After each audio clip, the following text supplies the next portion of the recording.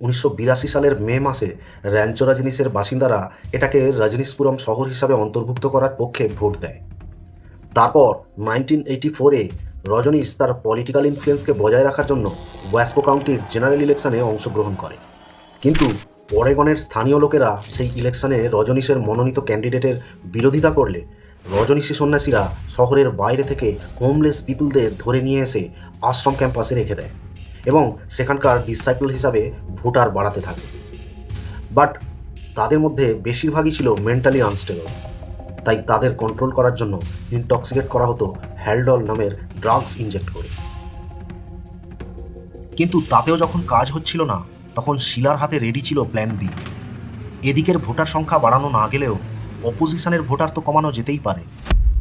তার এই ধরনের ভয়ঙ্কর চিন্তাধারার পরিণাম হিসাবে 1984 সালের সেপ্টেম্বর মাসে ঘটে যায় আমেরিকার সবচেয়ে বড় বায়োটেরর অ্যাটাক। শহরের নামকরা বড় বড় 10টা রেস্টুরেন্ট ও স্যালাড বারে খাবারের মধ্যে সালমোনেল্লা এন্টেরিকা মিশিয়ে কন্টামিনেট করে দেওয়া হয়।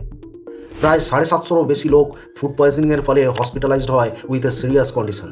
এর সাথে সাথে শহরের ওয়াটার পাইপলাইনে টাইফিমিউরিয়াম নামের এক প্রকারের টাইফয়েড ব্যাকটেরিয়াও মিশিয়ে দেওয়া হয়েছিল। পরে আশ্রমে ইনভেস্টিগেট করতে গিয়ে পাওয়া যায় লুকিয়ে রাখা কয়েকটি ট্রাক, যা লোডেড ছিল ওয়েপন্সে, এবং ল্যাবরেটরিতে রাখা কিছু books and experimental materials about how to make explosives. Shila সেই আশ্রম ছেড়ে তার কয়েকজন সাঙ্গপাঙ্গকে সঙ্গে নিয়ে ইউরোপে পালিয়ে যায়। রজনীশের শিষ্যরা তার লেখা 78 পৃষ্ঠার একটা বই রজনীসিজম অ্যান ইন্ট্রোডাকশন টু ভগবান শ্রী রজনীশ অ্যান্ড হিজ রিলিজিয়ানের প্রায় 5000টি কপি রাতারাতি পুড়িয়ে ফেলে। রজনীশ পুলিশের কাছে নিজেকে একজন ধর্মগুরু বলে পরিচয় দিতে অস্বীকার করে। ইন্টারোগেশনের সময় বলে যে সে এসব কিছুই জানতো না। সেসবের জন্য শিলা ও তার টিমকে অ্যাকিউজড করে। একটা প্রেস কনফারেন্সে রজনীশ শিলা ও তার দলকে গ্যাং অফ ফ্যাসিস্ট বলে আখ্যায়িত করে। বেশ কিছু রজনীশী সন্ন্যাসী তাদের বয়ানে বলেছিল যে ভগবান রজনীশের নীরব থাকার সুযোগ নিয়ে শিলা একজন অটোক্র্যাট লিডারে পরিণত হয়েছিল। এমনকি শিলা ইউরোপ যাওয়ার আগে মা যোগা বিবেক এবং রজনীশের পার্সোনাল ফিজিশিয়ান স্বামী দেবরাজ, অর্থাৎ যার আসল নাম জর্জ মেরেডিথ, এই দুজনকে হত্যা করার চেষ্টা করেছিল।